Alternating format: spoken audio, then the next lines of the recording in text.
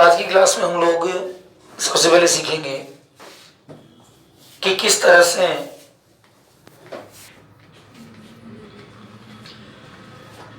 Half yearly exam आपके सामने है और इन एग्जाम्स में हमें कई सारे प्रश्नों के आंसर्स को देने में परेशानी महसूस होती है। इंग्लिश का जो पेपर है ये मुख्य रूप से 5 से लेकर 6 आवश्यक चीजों से आवश्यक टॉपिक्स के साथ प्रिपेयर होता है। इनमें सबसे महत्वपूर्ण भाग होता है पैसेज का। सबसे पहले जानने की आवश्यकता है कि पैसेज होता क्या है और किस प्रकार हम पैसेज से आने वाले क्वेश्चंस को सॉल्व कर सकते हैं। अलग अलग कक्षाओं में अलग अलग शब्दों के अनुसार पैसेज को दिया जाता है, जिनमें कक्षा 9 और कक्षा 10 लगभग 300 शब्दों का पैसेज हमें दिया जाता है, जिसमें से 7 से लेकर 9 प्रश्नों के उत्तर हमें देने होते हैं। आज तक हमारे पैसेज को सोल्व करने का तरीका बहुत अलग रहा है, बहुत अच्छा रहा है, क्योंकि हम जब भी किसी पैसेज को सॉल्व करने की कोशिश करते हैं तो हम सबसे पहले पैसेज को पढ़ते हैं। पैसेज को पढ़ने के बाद उसके प्रश्नों को पढ़ते हैं। अच्छा, कई लोग ऐसे होते हैं जो मेरी तरह कामचोर होते हैं और वो पैसेज को पढ़ने के बजाय डायरेक्ट प्रश्नों को पढ़ने की कोशिश करते हैं। प्रश्नों को पढ़ लेंगे और प्रश्नों को पढ़ने के बाद वे सीधे तौर पर प्रश्नों में दिए गए छोटे छोटे मीनिंग्स को, शब्दार्थ को, या जो भी शब्द उन्हें कठिन लगता है उन शब्दों को वो डायरेक्ट किस में सर्च करने की कोशिश करते हैं, पैसेज में। और ये मान लेते हैं कि जो शब्द उन्होंने ढूंढा है उस शब्द वाली लाइन ही उस पैसेज का सही उत्तर होगा, जबकि सभी मामलों में ऐसा बिल्कुल नहीं होता है। पैसेज क्या होता है, कैसे बनाया जाता है और किस प्रकार इनके आंसर्स को ढूंढा जाता है, ये हमें सीखने की आवश्यकता है। तो आइए देखते हैं किस प्रकार हम पैसेज के क्वेश्चंस को सॉल्व कर सकते हैं। नंबर 1, पैसेज में दिया गया प्रश्न या तो WH वर्ड या फिर हाउ वर्ड से स्टार्ट होगा। किससे स्टार्ट होगा? किससे स्टार्ट होगा? या फिर या तो WH वर्ड से स्टार्ट होगा या हाउ वर्ड से स्टार्ट होगा। अब WH वर्ड किसे कहा जाता है? वे शब्द जिनका प्रारंभिक वर्ण WH हो, जैसे who, whose, whom, which, where, when, what and why। अगर ध्यान से देखेंगे तो हमें एक चीज दिखाई देगी कि ये जितने भी शब्द हैं इन सारे शब्दों के पहले दोनों वर्ण क्या हैं? WH। तो वे शब्द जिनका प्रारंभ WH से होता है उन्हें इंग्लिश में WH वर्ड्स के नाम से जाना जाता है। प्रमुख WH वर्ड कौन कौन से होते हैं? who, whose, whom, which, where, when, what, why। समझ में आ गया? पैसेज में दिया जाने वाला प्रश्न या तो इन शब्दों से शुरू होगा या फिर शुरू होगा हाउ वर्ड से। हाउ वर्ड्स मतलब how, how many, how much, how old, how far, how often, how long, etcetera. वे प्रश्न जिनका प्रारंभ H और W से शुरू हो, ऐसे शब्दों को हम हाउ वर्ड से प्रारंभ होने वाले शब्द कहते हैं। तो पैसेज का प्रश्न पहला प्रकार या तो शुरू होगा WH वर्ड से या फिर किससे शुरू होगा? हाउ वर्ड से। यदि पैसेज का पहला प्रश्न, दूसरा प्रश्न, तीसरा प्रश्न या जो भी प्रश्न है वो WH वर्ड से स्टार्ट हो रहा है, तो इसका उत्तर लिखते समय हमें उनसे संबंधित जानकारी को लिखना होता है। यदि प्रश्न हु से प्रारंभ हो रहा है तो इस प्रश्न की जानकारी है कर्ता का नाम। इस प्रश्न की जानकारी क्या है? यानी कि हु से प्रारंभ होने वाले प्रश्न के उत्तर में हमें सीधे तौर पर किसी सब्जेक्ट का नाम लिख देना होता है। हुज का अर्थ है संबंधों की जानकारी, संबंधों की जानकारी। यानी कि अगर कोई भी प्रश्न हुज से प्रारंभ हो रहा है तो हमें उसके उत्तर में किसी संबंधी या किसी संबंध का नाम लिखना होता है। जैसे whose father, whose brother, whose mother, whose sister, whose uncle, whose aunt, whose friend, whose teacher, मतलब किसका। इसका मीन होता है किसका, किसकी। तो जब भी कोई प्रश्न हुज से आ रहा है पैसेज में तो हमें उस संबंधित व्यक्ति का नाम लिखना होता है जिसका संबंध उससे दिया गया हो। यदि होम से आ रहा है तो ये संबंधों को अलग करने का काम करता है। इसमें किसी व्यक्ति को कोई वस्तु दी गई हो, किसी व्यक्ति को किसी वस्तु के बारे में कोई जानकारी लेनी हो अथवा देनी हो आदि से संबंधित प्रश्न इसके अंदर पूछे जाते हैं। जैसे मैंने ये पेन तुम्हें दे दिया, अब किसी ने मुझसे पूछा home you gave that pain, तुमने ये पेन किसको दिया, तो जिस व्यक्ति को दिया उस व्यक्ति का नाम हमें लिखना होता है। और ये नाम जो है ये कैसे हो सकते हैं? ये हो सकता है I, we, you, he, she, it, they, या फिर किसी कर्ता का नाम भी हो सकता है। समझ में आ रहा है यहां तक का? हो आ गया तो क्या लिखेंगे? हुज आ गया तो क्या लिखेंगे? होम अगर आ गया तो क्या लिखेंगे? I, we, you, he, she, it, they, name. अथवा वस्तु किसी को दी गई है अथवा किससे ली गई है तो उस सब्जेक्ट का नाम इसमें ऐड कर दिया जाएगा। यदि प्रश्न का प्रारंभ विच से है तो विच शो करता है जानवरों को, वस्तुओं को, अथवा मौसम को, अथवा दिन को। इन सारी चीजों को शो करने का काम कौन करता है?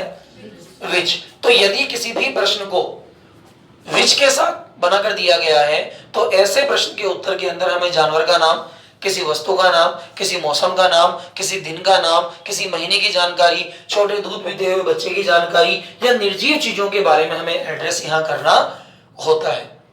समझ में आ रहा है यहां तक का? अब बात करते हैं वेहर को। वेहर किसे शो करता है? स्थान को। यानी कि अगर किसी भी प्रश्न का प्रारंभ वेहर से हो रहा है तो वेहर के संबंध में हमें किसकी जानकारी लिखनी होती है? स्थान की जानकारी। समझ में आ गया सबको? वेहर से अगर कोई प्रश्न पैसेज का स्टार्ट हो रहा है तो ऐसे प्रश्न के उत्तर में हमें स्थान का नाम अथवा स्थान की जानकारी ऐड कर देनी होगी। वैन का मतलब क्या होता है? तो कब का मतलब क्या हुआ? समय। अगर कोई भी प्रश्न वेन से स्टार्ट हो रहा है तो वेन से स्टार्ट होने वाले प्रश्न के अंदर हमें क्या लिखना पड़ता है? समय। या तो समय लिखेंगे या फिर समय से संबंधित जानकारी हम उस पैसेज के उत्तर के अंदर लिख देंगे। अब यहां क्या आ गया? व्हाट। व्हाट का मतलब वापस क्या हो गया? कर्ता, व्यक्ति, वस्तु आदि की जानकारी किसके उत्तर में लिखी जाएगी? व्हाट के उत्तर में। और वाई अगर किसी प्रश्न में आ जाता है तो इसका मतलब होता है क्यों। और क्यों जब आता है तो हमें क्या लिखना पड़ता है? कारण। और कारण को लिखने के दो तरीके होते हैं, या तो आप कारण को लिखिए बिकॉज के साथ या फिर आप कारण को लिखिए सो के साथ। ये सारे तरीके किसी भी क्वेश्चन के आंसर को बनाने के लिए कारगर होते हैं, क्योंकि हमें जो पैसेज दिया जाता है उस पैसेज के अंदर से हमें प्रश्न पूछे जाते हैं और जो किताब के लेसन होते हैं उनके पीछे भी हमसे प्रश्न पूछे जाते हैं। तो किसी भी प्रश्न के उत्तर को देने के लिए इन चीजों का समझना बहुत ज्यादा आवश्यक है। तो यदि वाई से आ गया तो वाई से पूछे जाने वाले प्रश्न का उत्तर हम किससे देंगे? कार्य के कारण से। किससे देंगे? कार्य के कारण से। तो कार्य के कारण से इसका आंसर कैसे बनेगा देखते हैं। कोई भी प्रश्न अगर वाई से स्टार्ट हो रहा है तो उसमें कार्य का कारण बिकॉज अथवा सो के साथ शो करना होता है। जैसे why did she go there. Why did she go there? वह वहां क्यों गई? इसका मीन क्या आ रहा है? क्यों? वह वहां क्यों गई? अब क्यों गई इसका कारण था, तो जो कारण है उस कारण को बताने के दो तरीके हैं, या तो बिकॉज या फिर सो।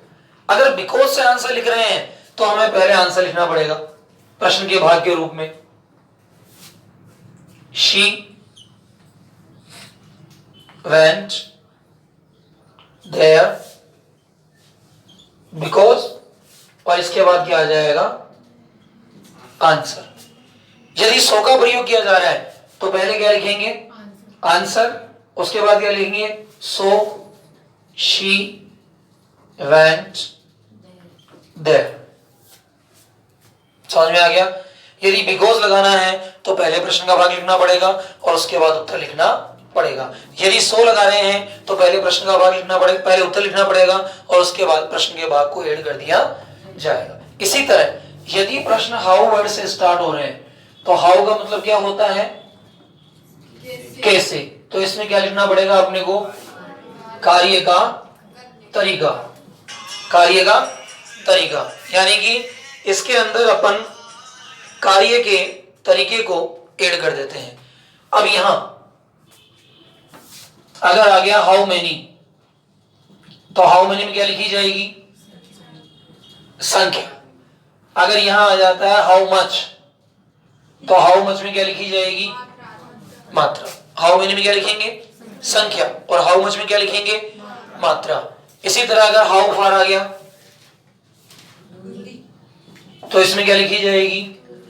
दूरी। इसकी एक टेबल आपको बनवाई गई थी और उस टेबल के अकॉर्डिंग आपको इसको पूरी तरह से ऐड करना है और ऐड करने के बाद आपको इसे कंप्लीट करना है। अब यहां देखिए, पहले प्रकार का प्रश्न हो गया अपना WH/ हाउ वर्ड से आने वाले प्रश्न।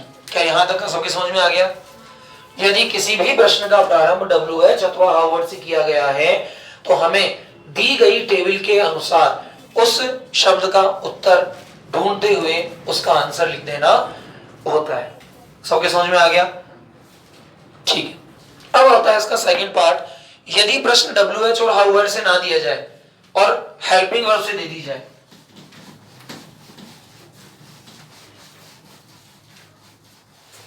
इसका सेकंड भाग होता है ये पैसेज। ये पैसेज का पहला पार्ट जिसमें पूछे जाने वाले प्रश्न किससे शुरू होंगे? WH या फिर हाउ वर्ड से। ये इसका दूसरा भाग। इसके दूसरे भाग में शुरू होने वाले प्रश्न किससे स्टार्ट होंगे? हेल्पिंग वर्ब से स्टार्ट होने वाले प्रश्न। अच्छा, हेल्पिंग वर्ब क्या होती है? हेल्पिंग वर्ब सहायक क्रियाओं कहते हैं। सहायक क्रियाओं की संख्या कितनी होती है? 24, यानी कि 24 सहायक क्रियाएं यहां होती है। कौन कौन सी?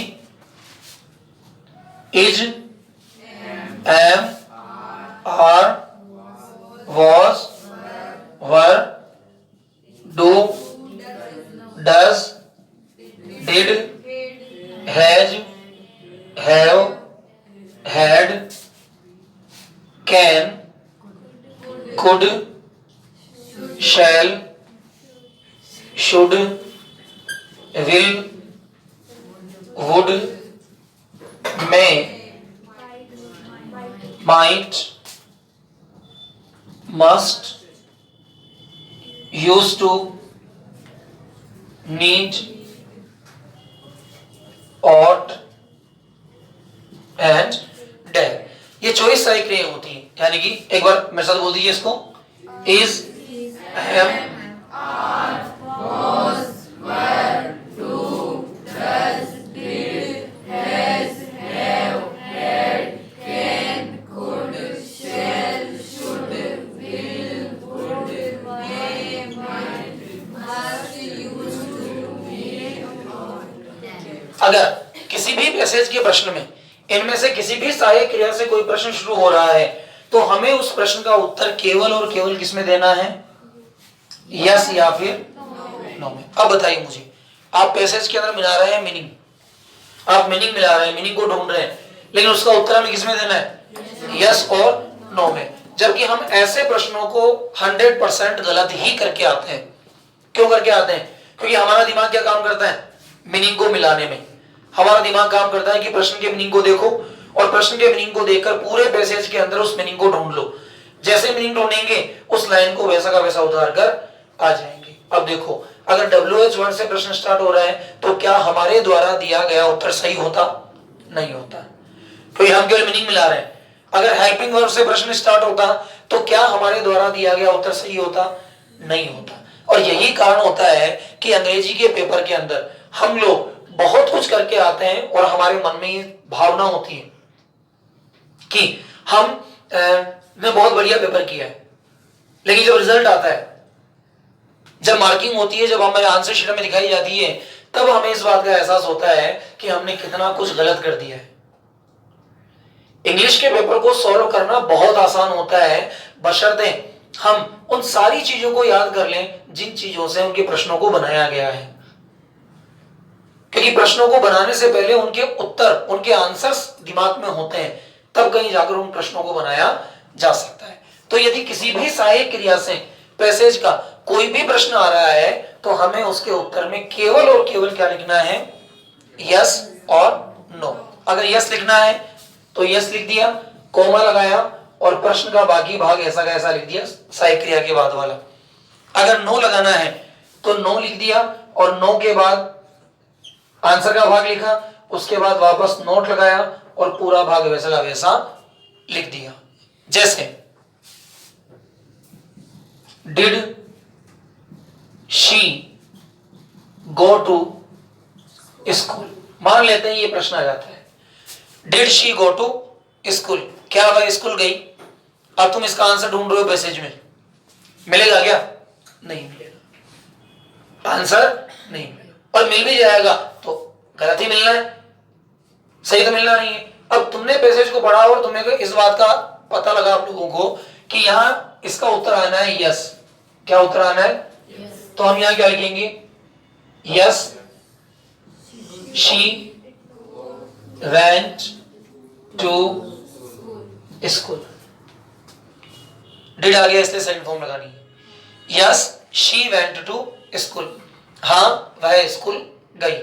अब इसका आंसर हमें देना है नेगेटिव, नहीं वो स्कूल नहीं गई, तो हम नेगेटिव क्या देंगे? No she did not go to school. यहां पे लगा दीजिए, एक कोमा लगा दीजिए यहां पे, तो पूरा आंसर क्या हो गया? No she did not go to school. समझ में आ गया? पैसेज से यदि कोई प्रश्न WH अथवा हावर्ड से दिया गया है तो हमें उसके उत्तर में उससे संबंधित सूचना लिखनी होती है। पैसेज में यदि कोई प्रश्न हेल्पिंग वर्ब से दिया गया है, हेल्पिंग वर्ब से स्टार्ट हो रहा है, इनमें से 24 शब्दों में से किसी भी एक शब्द से अगर स्टार्ट हो रहा है तो उसका आंसर या तो किसमें दिया जाएगा? यस में, या फिर उसका आंसर किसमें दिया जाएगा? नो में। यस में दिया जाना है तो इस तरह से लिखना है, नो में दिया जाना है तो नो के बाद सब्जेक्ट, सब्जेक्ट के बाद वापस वर्ब, वर्ब के बाद वापस नोट लगाना होता है। समझ में आ गया यहां तक का? ये हुआ पैसेज का सेकंड पार्ट। अब बात करते हैं थर्ड पार्ट की। ये सहायक क्रियाएं सबको याद है? याद है या नहीं है? ठीक है। अब बात करते हैं इसके थर्ड पार्ट की, यानी कि पैसेज में इनके अलावा किस प्रकार के प्रश्न और दिए जा सकते हैं, एडिशनल क्वेश्चंस कौन से दिए जा सकते हैं इसके अलावा। यहां बात करते हैं नंबर 3। पहले प्रकार का प्रश्न कौन सा आएगा? WH या फिर हावर्ड। WH या हावर्ड से आने वाले जितने भी प्रश्न होते हैं वो यहां से प्रिपेयर होंगे। सेकंड नंबर के अंदर हेल्पिंग वर्ब से कोई प्रश्न स्टार्ट हो रहा है तो हेल्पिंग वर्ब से होने वाले प्रश्न के उत्तर में हमें क्या लिखना है? या तो लिखना है यस या फिर क्या लिखना है? नो। यस दिया गया है तो सामान्य आंसर आएगा और नो दिया गया है तो नो के साथ इसके अंदर नोट भी ऐड कर दिया जाएगा। अब है नंबर 3। अब क्या आ रहा है इसका? नंबर 3। तो नंबर 3 के अंदर हमसे प्रश्न पूछा जाता है, find the word in the passage which mean, और इस तरह से इन्वर्टेड कोमा के अंदर कोई भी एक शब्द दे दिया जाता है। आता है नहीं आता प्रश्न ऐसा? और यह प्रश्न सबसे कठिन माना जाता है। Find the word in the passage which mean. तीसरे प्रकार का प्रश्न आता है। इस प्रश्न का अर्थ होता है सिनोनिम, यानी कि पर्यायवाची। इसका मीन क्या होता है? सिनोनिम यानी कि पर्यायवाची। तो ऐसे शब्द के अंदर हमें इस सिमिलर शब्द के पर्यायवाची को ढूंढना होता है दिए गए पैसेज में। अब जैसे जॉय है, तो जॉय का पर्यायवाची क्या हो सकता है? हैप्पी। जॉय मतलब आनंदित होना, हैप्पी मतलब खुशी होना। अगर उसके अंदर इससे सिमिलर और भी कोई वर्ड हो सकता है, वो वर्ड हमें ढूंढ कर लिखना होता है, तो ये होता है उसका सिनोनिम। एक यहां हो जाता है मीन के बजाय अपोजिट। अच्छा, अपोजिट का मतलब क्या होगा? विलोम शब्द। अब जैसे यहां दे दिया गया हैप्पी, अब हैप्पी का विलोम शब्द क्या होता है? सैड। तो जैसे ही हमें इस चीज का पता होगा कि हैप्पी का विलोम शब्द सैड होता है, तो हम इस प्रश्न को आसानी से सॉल्व कर लेते हैं। समझ में आ गया? चौथे प्रकार का प्रश्न जो किसी भी पैसेज से शुरू होता है, वो होता है the word here refer for या फिर टू। इसमें हमें एक लाइन दी जाती है और उस लाइन के अंदर एक सब्जेक्ट के ऊपर इन्वर्टेड कोमा लगा दिया जाता है। जैसे ही वेंट टू YMCA पुल। कक्षा 12 के विद्यार्थी जवाब देंगे ही वेंट टू YMCA पुल। अब इसके बाद लिखा हुआ आएगा the word he here refer for. ऐसा प्रश्न पैसे से दिया जाता है, देखा होगा आप लोगों ने, और नहीं देखा होगा तो अब आसानी से देख लेंगे, क्योंकि साल 2 साल तो आपने बहुत प्रमोट होकर लाइफ को अच्छे से जी लिया है और इस प्रमोट कंडीशन से काफी लैंग्वेज का नुकसान भी हुआ है। लेकिन अब जब हमें पूरा 100% सिलेबस पढ़ना है, हाफ ईयरली के अंदर लोकल क्लासेस के अंदर 75% तक सिलेबस आना है और बोर्ड क्लासेस के अंदर 85 to 95% तक सिलेबस आना है, तो यहां अब हमें क्या लिखना है? The word he here refer for. ये ही शब्द यहां किसके लिए आया है? तो YMCA पुल कौन गया था? William Douglas. कौन गया था? William Douglas. तो हम क्या लिखेंगे? The word he here refer for William Douglas. William Douglas. समझ में आ गया? ऐसे ही 9th क्लास का प्रश्न आ गया, ही सेंट मनी टू लेंचो। उसने लेंचो को पैसा भेज दिया। अब ये ही शब्द यहां किसके लिए है? लेंचो को पैसा किसने भेजा था? पोस्टमास्टर ने। किसने भेजा था? पोस्टमास्टर ने। 11th क्लास के लिए प्रश्न आ गया, ही स्टोल द हॉर्स। उसने घोड़ा चुराया। अब घोड़ा किसने चुराया था? मुराद ने। तो यहां ही किसके लिए आ गया?